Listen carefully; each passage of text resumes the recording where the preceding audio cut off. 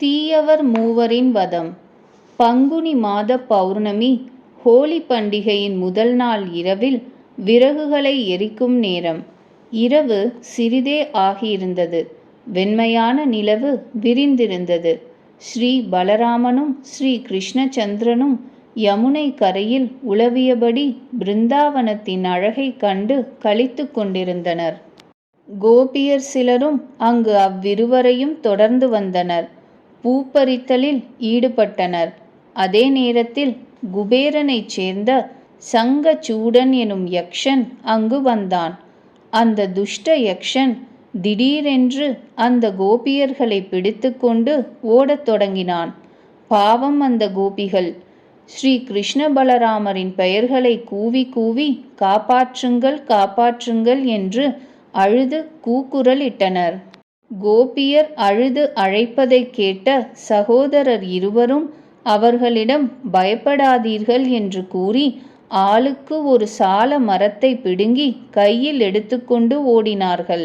அண்ணனும் கண்ணனும் முழு மரத்தையே வேரோடு பிடுங்கி எடுத்துக்கொண்டு ஓடி வருமளவுக்கு பலசாலிகள் என்பதைக் கண்ட யக்ஷன் கோபியரை விட்டுவிட்டு தன் உயிரை காத்துக்கொள்ள ஓட ஆரம்பித்தான். கோபியர் அருகில் அவர்களின் பாதுகாப்பிற்காக பலராமர் நின்று கொண்டார். ஸ்ரீ கிருஷ்ணச்சந்திரன் யக்ஷனுக்கு பின்னால் ஓடினார். சிறிது தூரத்திலேயே ஸ்ரீ கிருஷ்ண பகவான் பின்னாலிருந்து யக்ஷனுடைய தலையின் மீது ஓங்கி குத்தினார். அதனால் அந்த யக்ஷனின் தலை தூள் தூளாகிவிட்டது. அவன் இறந்தும் கீழே விழுந்துவிட்டான். அவனது தலைமுடியில் மிகச் சிறந்ததான ஒரு மணி தொடுக்கப்பட்டிருந்தது. ஸ்ரீ கிருஷ்ண பகவான் அந்த மணியை எடுத்துக்கொண்டு வந்து தனது அண்ணன் பலராமனுக்கு பரிசளித்து விட்டார். இதேபோல் ஒரு நாள் மாலை பகவான் ஸ்ரீ கிருஷ்ணன் 1000 சிறுவர்களுடன் மாடு மேய்த்துவிட்டு காட்டிலிருந்து திரும்பிக் கொண்டிருக்கும் பொழுது கம்சன் அனுப்பிய அரிஷ்டாசுரன் எனும் அரக்கன் மிகப்பெரிய காளை மாடாகி விரஜத்திற்கு வந்தான். அந்த தீயவன் தனது கொம்புகளால் பெரிய சுவர்களையும் வீடுகளையும் வீழ்த்தவும் ஓயாமல் கர்ஜித்து பசுக்களை பயமுறுத்தவும் தொடங்கினான். ஸ்ரீ கிருஷ்ண பகவான் கையை தட்டி அழைத்து அவனை வலுச்சண்டைக்கு அழைத்தார்.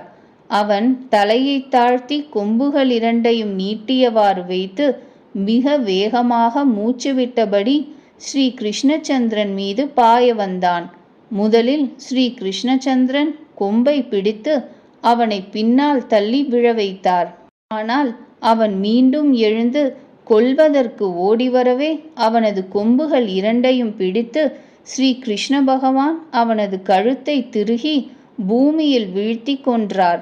கொம்பை பிடுங்கிவிட்டார். கழுத்து திருகப்பட்ட காரணத்தால் அந்த அரக்கன் தக்ஷணமே உயிர்விட்டான். அரிஷ்டாசுரன் கொல்லப்பட்டதால் தேவரிஷி நாரதர் கம்சனிடம் சென்று ஸ்ரீ பலராமகிருஷ்ணர் வசுதேவருடைய பிள்ளைகளே என்றும் அவர்களை வசுதேவர்தான் விரஜத்தில் நந்தரிடம் மறைத்து வைத்துள்ளார் என்றும் கூறிவிட்டார். இதை கேட்ட கம்சன் வசுதேவரை கொல்வதற்கு ஆயத்தமானான். ஆனால் நாரதர் எடுத்து கூறியதால் அவன் அவரை கொல்லாமல் விட்டுவிட்டான். கம்சன் வசுதேவருக்கும் தேவகிக்கும் கை கால்களில் விலங்குகளை பூட்டி அவர்களை மீண்டும் சிறையில் அடைத்துவிட்டான். ஸ்ரீ கிருஷ்ணனை கொல்வதற்காக அவன் தன்னுடையவர்களிலேயே மிகுந்த பலசாலியான கேசி எனும் அரக்கனை விரஜதேசத்திற்கு அனுப்பினான். அரக்கனான கேசி மிகப்பெரிய குதிரை வடிவில் இருந்தான். அவன் விடியற்காலை நேரத்தில் விரஜதேசத்தை அடைந்தான். யானையை விட பெரியதாகவிருந்த மிக பயங்கரமான கருப்பு குதிரை வாயை பெரிதாக திறந்து கொண்டு ஓடுவதையும் பயங்கரமாக கனைப்பதையும் கண்ட மக்கள் பயத்தினால் வீடுகளின் வாயில்களை மூடிக்கொண்டனர். பசுக்கள் இங்கும் அங்கும் ஓடத் தொடங்கின. விரஜ மக்கள் பயப்படுவதைக் கண்ட பகவான் ஸ்ரீ கிருஷ்ணன் வீட்டிலிருந்து வெளியே வந்து பார்த்தார். அவர் கேசியை வலுவில் சண்டைக்கு அழைத்தார். கேசியோ ஸ்ரீ கிருஷ்ணச்சந்திரனைத்தான் தேடிக்கொண்டிருந்தான். எனவே அவன் வாயை பிளந்து கொண்டு பகவானை நோக்கி ஓடினான். அவன் அருகில் வந்ததும் ஸ்ரீ கிருஷ்ணச்சந்திரன் சிரித்துக்கொண்டே தனது வலது கை முழுவதையும் அவனது வாயினுள் நுழைத்தார்.